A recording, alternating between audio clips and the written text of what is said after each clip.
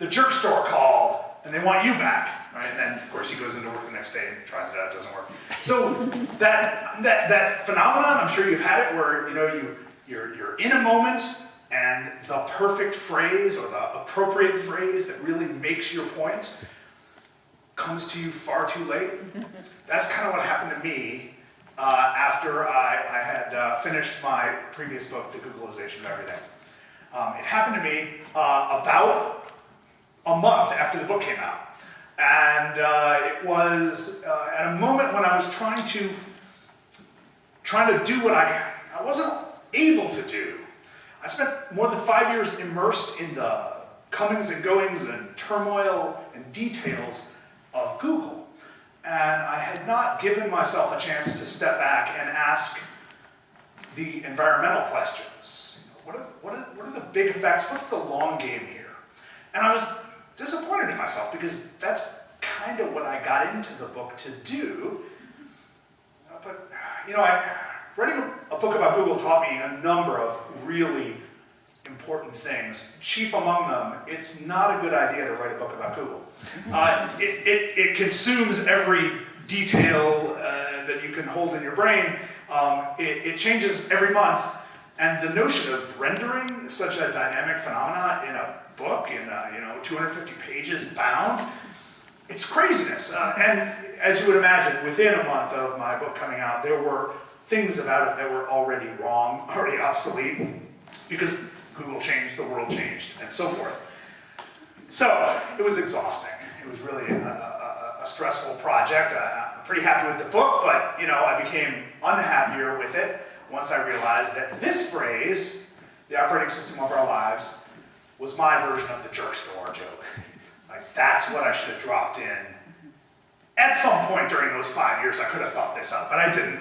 The phrase occurred to me later, and it's kind of important to me, and I hope to convince you that it should be important to you. The choices, the word choices we make to describe our information ecosystem, our technological ecosystem, have consequences because they focus our minds collectively as we discuss these issues, but they also obscure other things. And so to choose one phrase to describe a phenomenon over another phrase to describe a phenomenon is a choice of what to obscure and what to highlight. So of course no phrase is perfect, but I think my phrase is better than the one that you've probably heard and we'll get to later. Now Google, oh my gosh. I mean, what a fascinating company. The reason I decided to delve into it for 5 years was that it was so important and remains so important to our daily lives. It's a crutch. Maybe it's more powerful than a crutch. Maybe it's a flashlight in the darkness. Maybe it's a link to a wealth of information. But I wanted to get a sense of what it means in our lives and how our lives are changing at a rapid pace because this company produces these services that are so essential to our ability to navigate our daily lives.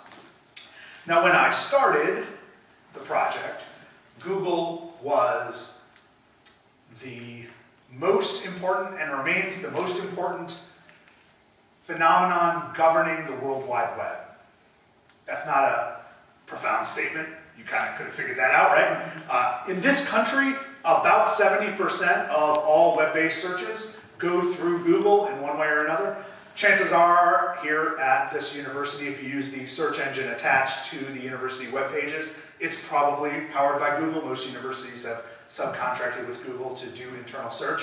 And so about 70% of all searches, whether you go to the Google page or not, flow through Google's servers, which gives Google a tremendous advantage in understanding all that we're interested in. And of course it harvests this information and it chops it up and it analyzes and it makes decisions for us based on what we have told it, again, individually and collectively over time. It's a really fascinating project. It's completely changed how advertising works. It's completely changed how we navigate our actual terrain in the world, pulling out maps, getting recommendations for restaurants. It's such an amazing, constant influence on the decisions we make, to the point that essentially we are outsourcing a significant amount of decision making to Google's algorithms. Not that there's anything necessarily wrong with that. We seem to be doing all right. No catastrophes have come from that habit, but it still should make us worry, which is why I use the word worry in the title. But focusing on one company, no doubt the most fascinating company in the world right now, to the exclusion of all the other stuff, all the other things going on, blinded me a bit. I think I got a handle on what Google was about. I think I got a handle on our relationship with Google. But I didn't get, as I said earlier, a sense of the long game. An operating system. You could argue that Google is the operating system of the World Wide Web. It is the central software node, or the central node, that manages the resources available through the use of the World Wide Web. For most people, as I said, 70% of searches go through Google in this country. We use Google in a web-based fashion in so many other ways. For instance, if you use Gmail, you're interacting in a web-based fashion with Google's servers as well. In Western Europe, most countries in Western Europe, that number goes from 70, which is what it is in the US, to more than 90. In Portugal and the Netherlands, it's above 96% of web searches go through Google servers. I've never figured out why Google has so much better market penetration in Europe than it does in the US, despite the fact that people in Europe seem very upset with Google all the time, and we seem to be totally comfortable with it, and yet we don't use it as much as Europeans do. Maybe you can figure that out. I spent years trying to figure that out. Anyway, Google's clearly the operating system of the web for a significant portion of the people on Earth who use the web. Not everybody. Google's actually not very popular in China, not very popular in Russia, not very popular in Japan, not very popular in Korea, for a variety of reasons, actually different reasons in each place. But it is certainly the dominant way of navigating the web for most of the rest of the world. An operating system, in general, manages resources. It controls the traffic. The flow of data, the flow of power, whatever you want, right? So the operating system of my computer over here is known as Mac OS. The operating system of my phone is known as iOS, what is it, 9? Are we up to 9? I don't even remember. 8? Oh my gosh. Okay. See, they just keep coming, right? And then stuff doesn't work, like your phone. That's it's the name we use for the software that manages everything. So, what is the game here? Well, let me step back from that question to address the core question of this lecture series, exceptionalism. Since we first read about this internet thing, it might have been in Time magazine in 1993, where you first heard about this internet thing. You might have been watching the Today Show in 1994 when Brian Gumbel and Katie Couric stumbled over the notion of the internet. Couldn't figure out what that @ sign was all about. At that point, we were offered metaphors, because metaphors were our best entryway to what was a pretty strange set of phenomena. We were told that this internet thing is a separate place, that it's a distinct place. It's an exceptional place. It's very different from this world. This, we were told, is the real world. That was the virtual world. We were also offered metaphors, fortunately long forgotten metaphors, like the information superhighway. That was the one that Al Gore thought would really catch on. Didn't really catch on. But nonetheless, we were conditioned to think about this network of networks, which is really what the internet means, as a distinct place, a different way of being, a different way of communicating. We were told time and time again that the internet operates under different rules, that the internet is exceptional. Now by now, most of us have sort of gotten over that hyperbole, that mania of the moment, where this super cool new phenomenon out there somewhere existed. But we still use those terms. We use spatial terms to talk about our interaction with these phenomena, with these platforms. We still do. We still talk about going online. We talk about online journalism. We talk about online journals. Are we ever offline? Where is this line? Now, in the 90s, and actually a few years into this century, we took time out of our day to go to a particular place in our houses or our offices, a desk or a table, and there would be a box, and that box would have a phone line running into the back of it. And under normal circumstances, most hours of the day, that phone line's dead. There's no sound or data going through there. But at particular moments in the day, we would log on, another spatial metaphor. We would maybe log in. We would then enter cyberspace, we were told, which is kind of a stupid term. We would enter, maybe, a chat room through America Online, a spatial metaphor within a spatial metaphor. And when we were finished with our business, uploading or downloading our email, we would log off, we would push the chair back, we would walk away, and we would be back in the real world, in meat space. Again, spatial metaphor after spatial metaphor after spatial metaphor, and those habits of thought and habits of talk have continued. We still haven't dropped that notion, even though that's not how we live anymore. Now, in 2010, Wired magazine had this on its cover. You might remember what a magazine is and what a cover is. This was, in typical Wired fashion, a provocative, hyperbolic statement. But the article that followed, which was written by the then editor of Wired, Chris Anderson, was actually much more subtle than the screaming headline, which is another sort of Wired trademark, perhaps a subtle, complex article following a rather over-the-top headline.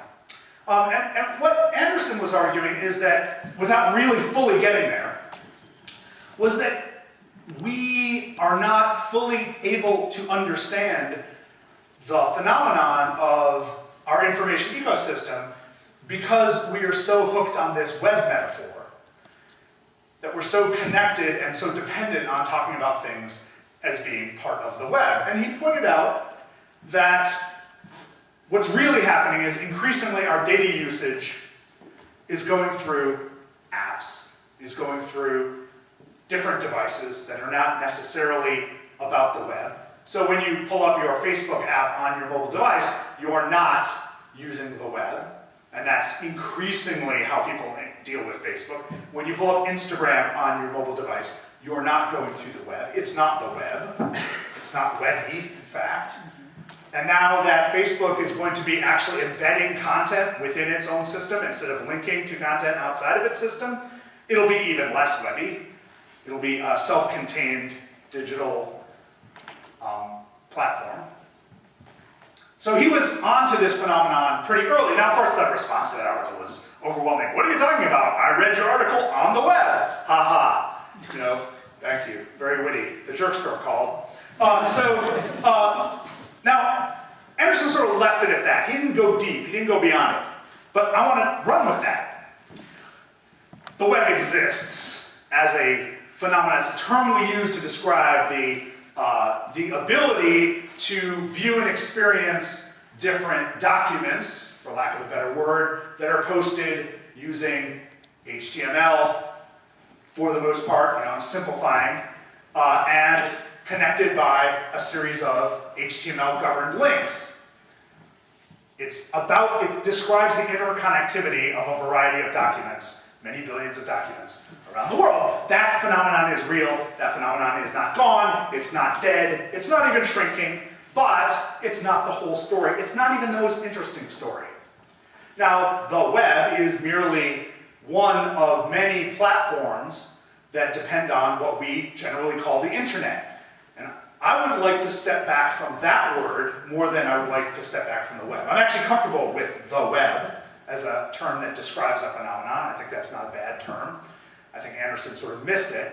What I would have liked him to write is the internet is dead, which would have caused even bigger furor, but the web is but one application that runs over this network of networks, or runs, I should not have used a spatial metaphor, is dependent upon this network of networks, and the internet is really just that. It's a term we use to describe the interdependence and interconnection of networks, discrete computer networks, that are linked by common and agreed upon protocols. Way too many letters, way too many syllables, we use the internet. That's fine. The internet is not a place, it's a phenomenon of interconnectivity. But by using the internet, capital T, capital I, and thinking of it as a distinct thing, a series of tubes, if you will, or any other metaphor you want to bring, you're really missing out on what's going on there. And you're also missing out on the fact that the internet is not exceptional. It is only as it is because it was designed as it is, or as it was at that moment, but it need not be designed along those lines forever. So phrases like, the internet is ungovernable, we know better now. The internet is radically free, we know better now. John Gilmore, one of the founders of the Electronic Frontier Foundation, famously said, the internet routes around censorship. We know it does not. Certainly does not. There is no it there anyway. And it doesn't have intentionality. All of these things, all of these sorts of ideas and phrases distracted us from actually following what was going on in these networks. We've been collaborating in a mass illusion that there is this separate, distinct, exceptional thing called the internet. It hasn't been that bad that we've been doing this, but we've missed out on a lot of stuff. First of all, we missed out on the fact that when you're interacting with flows of digital signals through your mobile device, through a proprietary network like a Sprint, a Verizon, an AT&T, you're not doing anything like interacting with the classically described open internet that we were promised in the 1990s. That radically free open internet that would be a haven for pirates and pornographers. That's all still happening, but that's not the whole story. So we've sort of bought into this mass illusion, and often we see it come up in idealistic forms. The recent battle to reestablish network neutrality was full of these things, full of these ideas, that the internet is a distinct and exceptional thing that must be saved and preserved. Fight for an open net. And for a long time, the details of the policy proposals focused only on that set of signals that came out of a wire coming out of your wall, not necessarily all of the interesting and profound and important stuff going on, data flowing through these mobile digital networks, which are not open, never have been open. But interestingly, if the FCC has its way, might now actually be open and neutral. But that's for another time. The real significant change that should get us to stop using these spatial metaphors, and even get us to stop using the internet, is the very fact of embeddedness. The fact that now, if you have a mobile device that handles data, and most of you do, perhaps even all of you do, an increasing percentage of people in countries like India and Egypt and South Africa have these same devices. These devices are on your body. They may not be strapped to your body yet, but they are close enough to touch your body. They travel with you most hours of the day. You are now a node in the network of networks, or a network of networks. You now have data flowing, that might as well be flowing right through your body. Your location is now a data point in these systems. Your location in relation to lots of other locations. Your location in relation to a lot of other Yik Yak users is a data point in this system. Your location in proximity to a lot of Grindr users, whatever it is, right, is a phenomenon here. So the embeddedness of the data flows through our body, and our body's embeddedness in the data flows, that's a phenomenon we should be paying a lot more attention to. That's where the action is. It's not about the wire coming out of the wall. It's not about those classic free speech or information privacy issues that were so crucial in 1999 or 2001 or 2004, when battling over censorship, battling over encryption, battling over Napster and copyright. Those were really important then. They're still somewhat important, but not in the same ways. Because the very fact that our actual bodies are implicated in these dynamics is so much more profound than any of those issues were. And I say that as someone who invested a lot in those issues, and I still do. You know, I would be very comfortable just talking about copyright as it pertains to the screen you sit in front of for a long time.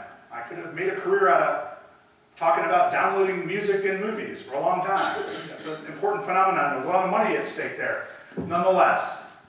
So, what's the long game here? How are all of these companies related to what I have been describing? If you think about these companies, right, these are the 5 most important companies in our information ecosystem right now, at least in the United States of America. If we were talking about China, it'd be a different 5 companies. If we're talking about Europe, it's actually the same 5 companies. If we're talking about Russia, it's a different set of companies. But let's focus on these guys. These are also, especially the one in the middle, the wealthiest company in the history of the world in terms of market capitalization. That's mind-blowing. It's a wealthier company in terms of market capitalization than General Electric, which built dams that electrified this country, than General Motors, than General Foods, or any other General. That's really mind-blowing. That's how successful that company is. And so it has an outsized effect, not only on our economic decisions, on our investment decisions, but on our cultural sense, our moment. It might actually be one of the more, if not the most, influential cultural engines, cultural movers, cultural tastemakers in the world right now. And maybe, so, I mean, it's like Apple and Jay-Z.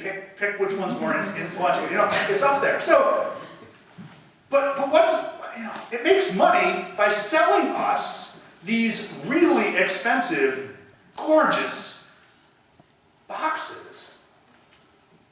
Really elegant, thin. I mean, this laptop is crazy thin. It's so gorgeous. It's so thin that you can't. It's really hard to picture what goes on inside of it because it's almost like there is no inside. It's almost like there are no little elves in there on little bicycles making it all go. You know, when you sat in front of a big plastic box, kind of a beige box, 15 years ago, 10 years ago, it was easy to imagine there's a big heavy hard drive there, and there's a fan attached to it, and it makes a whirring sound, and you know, there are all sorts of circuit boards. I don't understand what they are, but I know that I used to play with them at Radio Shack. So there was stuff that sort of made sense, and a keyboard that goes ka-chunk, ka-chunk, ka-chunk. So, and you know, a big CRT screen that was about this thick, also making heat. There was something physical about it. There was something. It would occasionally smell. There'd be dust gathering on, you know. But this is so invisible. It's magical. And my phone's about as thick as this. It's not really a phone. My handheld mobile device is about as thick as this computer, and it's just as gorgeous. And it presents this tremendous flow of things I can pay attention to. I can play games on this thing. You know, I can play the FIFA game on my little handheld device. Oh, there's little messy scores. So, you know, that's amazing, right? But that's how it makes its money, by selling us these gorgeous boxes. But none of the other companies up here make money the same way in terms of its core revenue stream. Several of these companies try to. Microsoft, of course, would love to sell you a gorgeous thin phone, but raise your hand if you've bought a Microsoft phone. One person. Microsoft loves you. And thanks you. That's about it for the world too, right? Microsoft's not convincing people to buy their phones, and So Microsoft is not winning the game to be the operating system of your phone. Microsoft is still, despite Apple's best work, the ruler of the operating system of your laptop or your desktop. Maybe not yours, but most of the world's. Still 90% of the laptops and desktops, which aren't selling that well, are controlled by Microsoft, or run by Microsoft. Now, Google has worked itself into this market too. It'll create the operating system for a very thin laptop, even if another company, some company in China or South Korea actually makes the box and brands the box. It's at least creating the operating system of a growing number of laptops, especially, by the way, in K-12 schools, which is an interesting phenomenon. But that's not where it makes its money. It makes its money placing targeted ads next to searches on phones, on tablets, on anything that's using anything that's webby. That's how Google makes its money, and Google makes a tremendous amount of money. Not Apple money, but it's up there. You know? Microsoft's still making a lot of money. It doesn't break headlines. Like, nobody's standing in line outside the Microsoft store for hours before it debuts. And it's not the darling of Wall Street, but it's certainly producing a tremendous amount of money, and it's still deeply influential. So, but then again, they're all making money different ways. Microsoft makes its money by leasing software packages like Office and leasing its operating system, and by selling you the Xbox, the last big product it created that was a big hit. Google makes its money by placing ads. Apple makes its money by selling shiny boxes. Amazon makes its money, well, Amazon actually doesn't make any money. It's a huge financial disaster. You wouldn't know that by talking to Wall Street, but it basically has turned a profit like 4 calendar years in the past 15 years, and it hasn't in a while. It's a big money loser, but it's gaining market share, you know, and it's burning through cash. It has cash on hand, and it's burning through cash largely to build up market share and destroy every local store in the world, so it can then take over. That's its gig, you know. It's basically, but it basically ships physical items to you and manages the transaction at a very low cost to itself. The high cost is that it pays for shipping for anyone with Amazon Prime. Facebook makes money the same way Google does. Facebook just started making money about 3 or 4 years ago, and it does all right. It doesn't make Google money, but it does all right. Facebook, though, is growing in terms of the way it captures our attention, and so advertisers know that potentially their advertisement might yield a better return over time if Facebook figures out its algorithms better. But for now, most firms are buying ads on both of these, so they're not really competing because they're both doing so well for our shares of attention, and they don't play the same role in our lives. You know, Google would love you to use Google Plus like you use Facebook, but it's not going to happen. Raise your hand if you spent time on Google Plus today. No. Right? More people bought a Microsoft phone than used Google Plus today. So, and Google resents you for that. And you do not want to make Google mad, believe me. So, these 5 companies, we think of them as competitors. They certainly compete for labor. The best coders in the world graduate from Stanford, and they've got these 5 interviews lined up, and oh boy, they get their choice, right? That's nice. They compete for investment money, right? They compete for your retirement fund money. They compete for lots of attention, to be the darling of the news media.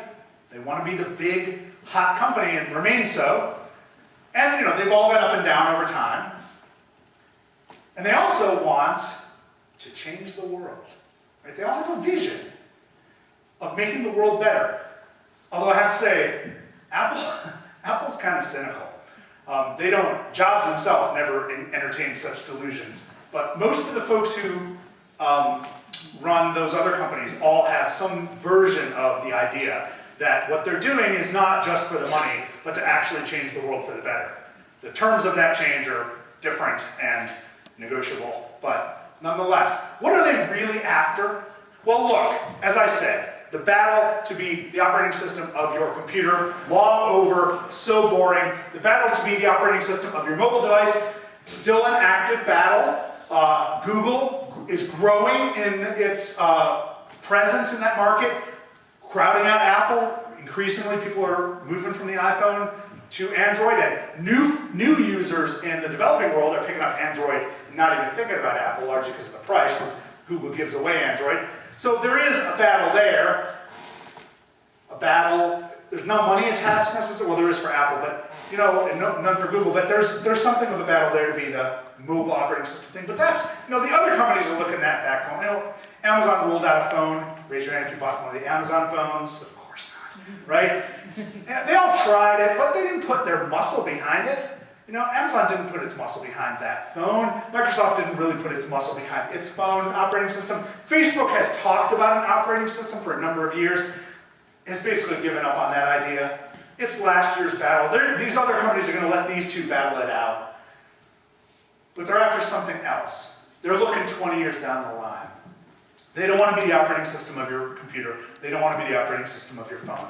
They want to be the operating system of your life. They're not worried about the box, whatever box that is.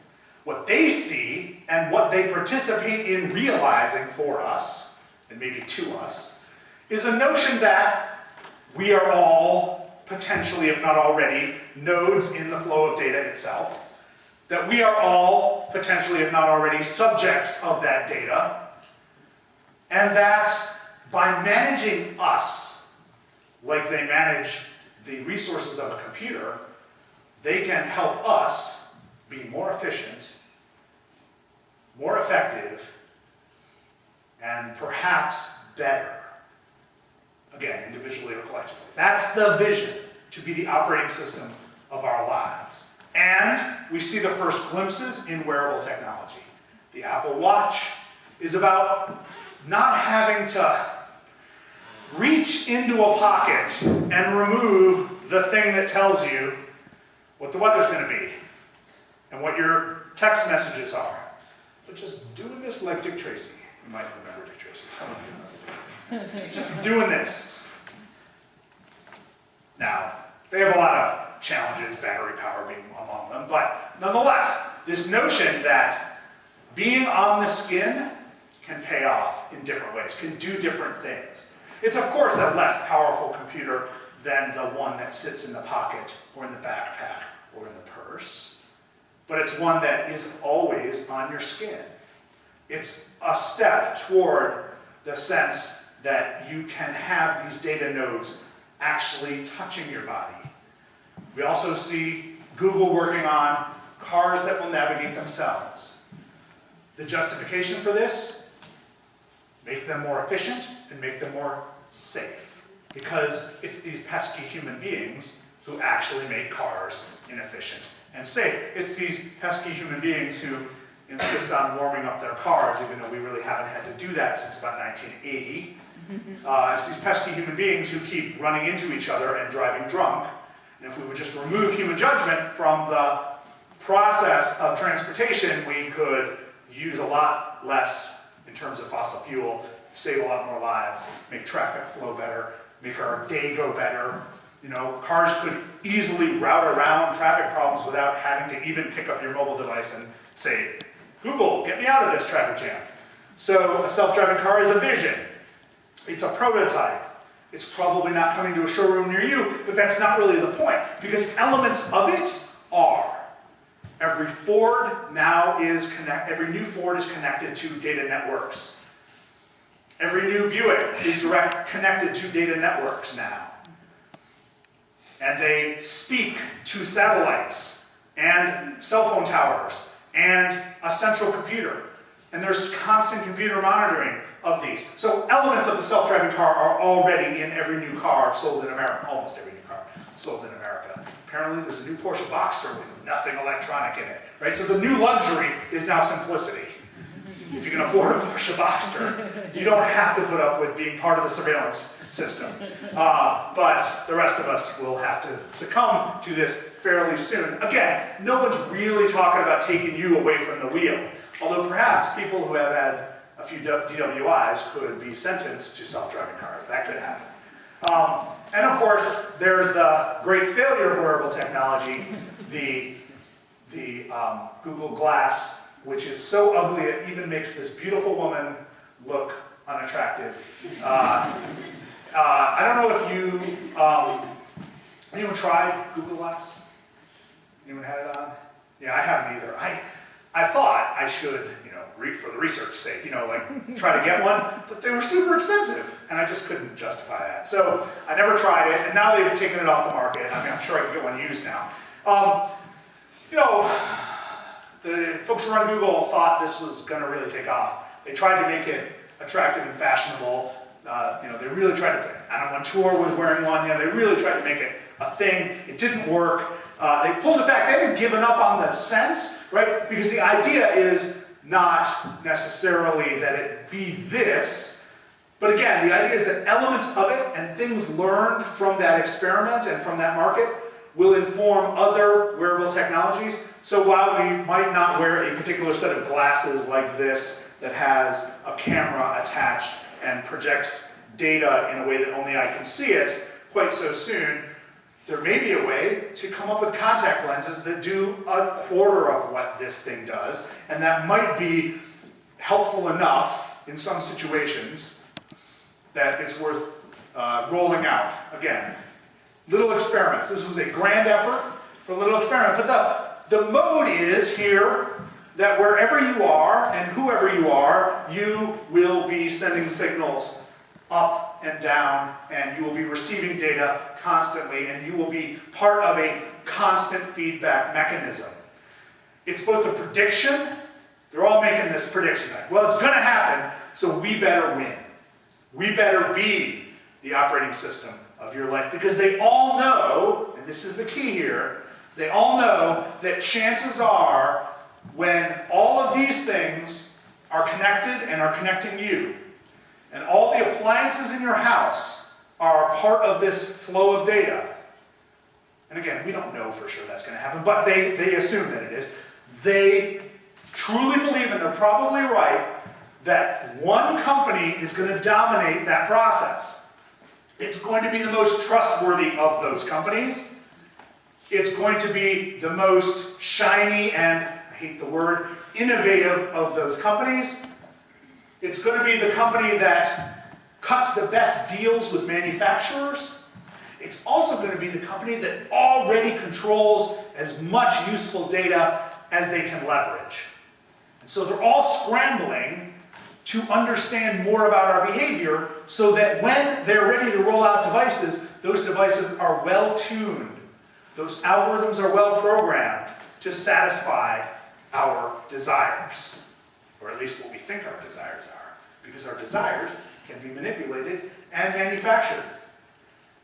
So, for instance, if your fridge is connected to these networks and you're running low on milk, your fridge, if your fridge company, in cahoots with Amazon or Google or whoever wins this race to be the operating system of your life, has a contract with a particular store chain like Whole Foods or a particular brand of milk, then you are very likely to be guided to that brand or to that store, or they will offer, well, you know what, we can do free delivery from Whole Foods right now. Amazon's drones are going to pop over to Whole Foods and wing over and bring you a quart of milk right now, no extra cost.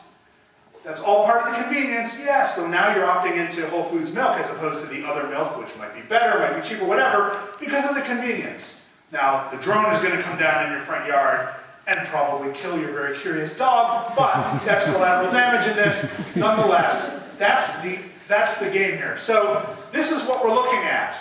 Everything is not actually going to go through your tablet, although that's one way to interface with, I should not have used interface as a verb, but please forgive me. I've been reading too much Silicon Valley crap. But nonetheless, you can imagine every activity and every object being part of this feedback system, connected to a series of contracts, a nest of contracts, a web of contracts among vendors, either opening up a world of choice or in fact limiting and guiding your selections, the way that Google guides your exploration through information right now. Not coercively, very gently, and the favor they do us is by eliminating a lot of other choices. And we're so happy to have them do that, to have us outsource that decision making. Now here's the phrase that you've probably heard to describe what I've been describing. The term of art right now is the Internet of Things. And I'm here to tell you that the Internet of Things is neither. It's not an internet, and it's not really about things. The Internet of Things is people. That's the most important thing to remember. The Internet of Things is really about people. And I hate the phrase because it's not really about your watch and your fridge being connected. It's about the things that go in your body and go on your body being connected. And that is a whole other game. It's also not at all like the internet. Going back to that network of networks was not owned by anyone. It was non-proprietary. It was locked open by protocols. Protocols that were developed in an open, collaborative, cultural process. That process was a one-off in human history. You know, a bunch of really smart people got together and poured thousands of work hours into something that made none of them any money. The protocols that govern this network of networks were created by people who did it out of love and passion. A lot of them were academics, so they were already paid to think about this stuff. That's never going to happen again, and it's certainly not what's happening now as we string together all of these sensors and devices and output devices that constitute what I call, and what I think is important to remember, is the operating system of your life, and they call the Internet of Things. But by using internet, we're tricked into thinking this is going to be an open, customizable network where it'll be a level playing field. It'll be lovely. And by making it about things, we forget that it's about us. The consequences and the controversies will be so much different than what we're thinking about now with the Internet of Things. Because the discourse about the Internet of Things is all about removing friction from various systems. As if friction is the enemy of human fulfillment. Friction is sometimes a problem. Too much friction can cause a fire. Too much friction can waste time and energy. But friction can also be the thing that makes it worth sticking around, because sometimes you need fire. All right. Now, what about surveillance? Where's all this data going, and what is it being used for? Well, it's being used to understand you better. To understand you better and predict you. It's going to be used to understand people like you better and predict them. And your contribution to the big pool of data will be matched up with others' contributions to the big pool of data. And pretty soon, people in, let's just for the sake of argument say, your zip code, are likely to be advised and guided towards similar goods, products, and services, and away from others, because of course that's what everybody in your area, or everyone at your income level, or everyone at your age, in your age group, is telling these systems you like. And so it's about closing the feedback loop to offer you things you weren't quite sure you wanted, but now you will grab anyway because it's so convenient, because friction has been removed from the system. That's a pretty innocent vision of surveillance. No one gets imprisoned by that one. No one gets hurt. You might get mislabeled. You might get offered a product you don't really want. Big deal. Not the worst thing in the world. This commercially driven massive surveillance has no clear human harm attached to it, except that we know that it knows us better than most people know. This is one thing that Amazon showed me about a year ago. Based on things I had bought, Amazon was sure I would want a Furby, Easy Bake Oven, and Saskia Sassen, she's a sociologist, book The Mobility of Labor. This was my favorite combination of recommendations that Amazon has ever given me. Amazon does know me well. I actually bought all 3 of these items.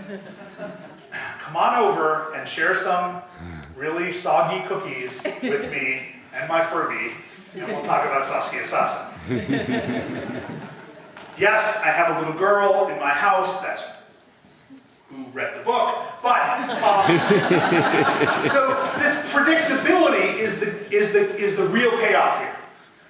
We tend to trust Amazon because Amazon actually gets it right a lot. Like, they nailed me on this. This was perfect. It's not always perfect. You know Amazon has offered you some real duds in the past. But this is pretty good, and it happens more often than we recognize. That ability to predict, that's exactly what authoritarian states around the world would love to have. The ability to be able to guess what we're going to think next, what we're going to read next, and what we're going to bake next. Those are all very important things to any authoritarian leader. Keep that in mind. Now, just this week, on April Fool's Day, in fact, Amazon took a big step toward being the operating system of our lives. While Google masters data collection, Google probably has the best trove of intelligence about us. While Facebook has the most valuable map of our friends and our acquaintances and our families and our ex-lovers and all the stuff they learn from that, they probably learn more from our interactions with our ex-lovers than just about anything else. Nonetheless, Facebook has that valuable thing going for them, while Microsoft has the Xbox, which is pretty valuable, and they're kind of falling behind on a lot of things. What Amazon has is our consumer desires. Our consumer desires. They can track our consumer desires, and they can satisfy them even in the most remote village. And that's pretty powerful. So they introduced this, actually two different devices. This is the Dash here at the bottom. This is the Amazon Dash. It's not as big as presented on the screen. It's actually kind of small, don't worry. It's not 8 feet long. And this is the Dash button. And you can see it's already branded with Tide. So the Dash is something, it has an infrared sensor, it's actually an LED sensor, and you hold it up to a barcode on a product that you would like to reorder, and it will connect to, right now it connects to a tablet or phone application, and you can designate how many versions of that you want. So, you know, if my kid's running out of cereal, just as the box is empty, I can go bleep, and then go to my tablet and go, okay, I'd like 4 of those, and then the drone or the carrier pigeon or whatever, or right now the UPS guy will come. Now, this is currently only available in Seattle and the Bay Area. It's not really available anywhere else. But it also has a little microphone. If you can't get the barcode, you can speak into it and it has voice recognition. So the idea is you can shop in your own home. You can go around your home going, buy it again, buy it again, buy it again, buy it again. And even if you don't have the barcode, you can go, out of scotch, and they'll see what they can do for you, right? So now, right now, you can actually use your phone and scan a barcode. You may know that. So it's not something that's out of the realm of possibilities now, but this is something new. But this thing is actually, I think, more interesting. This is the button will sit on your, in this case, washing machine, and when you're out of Tide, you push the button, and you will have already told Amazon the size of the product you want, and the particular flavor of Tide that you want, and they will send it to you immediately. And again, they have same-day delivery in some parts of the country, probably not here, certainly not in Charlottesville, Virginia, where I live. But this is, oh, look at the friction it removes. You know that moment when you're at the washing machine or the dishwasher and you're out of detergent and you have to go and write it down on a list and hope you remember it the next day when you go out, but you probably don't, and then you come home and you try to do the dishes and, oh, I forgot to do that. All of that friction is removed. Now, the moment you realize you're out or getting out is, you just ring a little beep. Pretty cool. Nonetheless, it means that your house is now part of this feedback system. This gentleman has taught us a lesson about why we should worry. Now, I use the word worry very carefully. It's the word I use to describe Google. Worry does not mean hate. Worry does not mean fear. Worry does not mean boycott. Worry does not mean smash the system or protest. Those are all viable potential reactions to particular situations, but it's not the verb I want to invoke. I want us to be aware, educated, and concerned, and willing to engage. Now, Edward Snowden, in his collection of documents that he lifted and released, showed that there is a very close relationship between the parts of the federal government that are in charge of intelligence and law enforcement and the collections of data that sit with these companies. These very familiar companies. I don't know what Paltalk is. Anyone know what Paltalk is? I don't know. Apparently it meant something to these guys. Now this is the PRISM program. It was one of the first big story breaks, that Snowden documents revealed. It was kind of the big story upon learning about Edward Snowden. And it seems to, these collection of slides and documents seem to indicate that there's a willing partnership between these companies and the National Security Agency. Now, that's not exactly clear from other evidence and other testimony. There's a good chance, I would say at this point, this is aspirational. This seems to be the National Security Agency wanting to enter into agreements with these companies. But from what we've been able to distill and discern since this was released, it seems like these companies have either ignored or resisted those entrees. But we also found out from a later release that the NSA just decided to go for it and intercepted data flows within the proprietary networks of many of these companies, including Google, just sucking stuff up. They also, we found out just last week, have been able to do a massive collection of almost every email going in and out of the United States of America. They've been collecting all of these signals, and those emails have a lot of sensitive information. Now, they are supposed to scrub this collection of any emails sent by US citizens, but they don't know who the US citizens are, and they have too many emails to actually spend the time going through it. So that's a big problem. So this is my way of saying, just because this data sits on a private server somewhere doesn't mean it can't be abused. Now, let's be clear about this. Our country is less likely to abuse any individual than many other countries, but it's not unknown to happen. It's not unknown in the history of this country to see people pulled in a dragnet based on false positives about data. It's happened a number of times. It's not out of the question to find people rounded up based on their ethnicity. It's happened a number of times and not so long ago. Right? There are lots of markers of identity that seem to present threats if you squint hard enough at this situation. So this is definitely something to worry about. But this is just what our government's doing. What about the government of Turkey, which is engaged right now in a pretty heavy crackdown on political dissent? And it is traditionally a pretty open democratic republic, a very strong democracy, and a vibrant capitalist economy, with a lot of tech companies, these same companies, doing a lot of business in Turkey. What about India?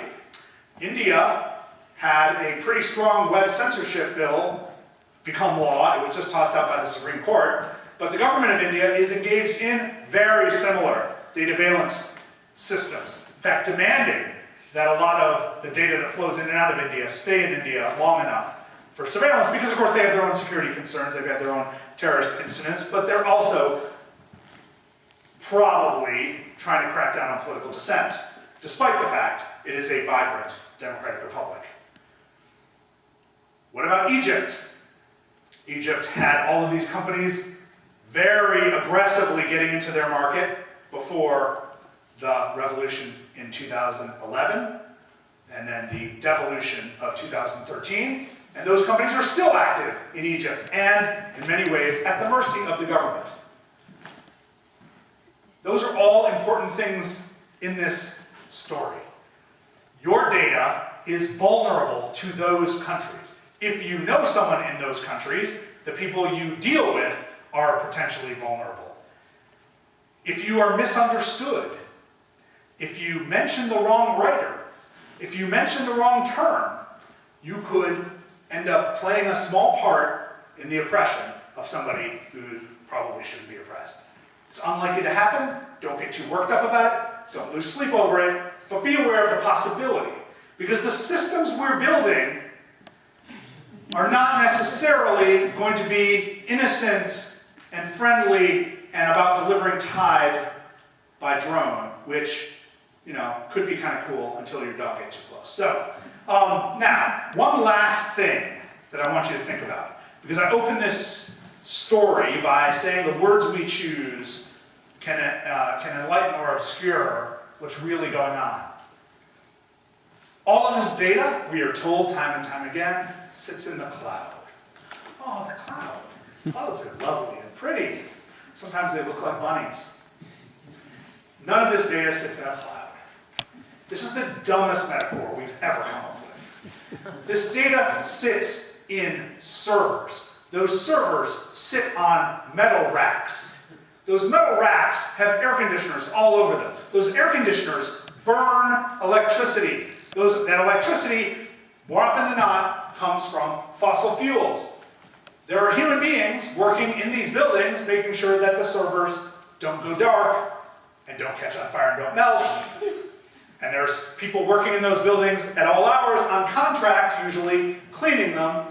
And there are big cement bunkers housing these servers, and someone has to build them, and they have to occupy land, and there have to be utilities drawn to that land, and there have to be barbed wire fences all around, and surveillance systems all around them, and all of that actually physically sits in a variety of places around the world. That really happens. This stuff we're talking about is about reality. It is not virtual. It is not imaginary. It is not someplace mystical. It's not a cloud. We have to remember that there are human beings, human bodies, human hands, and human minds involved in every step of these systems. Many of these humans are doing amazing work. Many of these humans are brilliant and deserve to be seen and acknowledged. Many of these humans are working long hours and losing fingers in factories, and they should be seen and acknowledged. And on our side, we are once again talking about human beings and human bodies being part of this data system, being connected like ants with antennae are connected to a network. Now that opportunity might present some really positive externalities, some really positive central goals. We might actually be happier. We might be thinner and more beautiful, and food might taste better. We might be more peaceful, but remember we were told around 1995 that once we're all hooked up to this global network of networks, peace will reign because we'll understand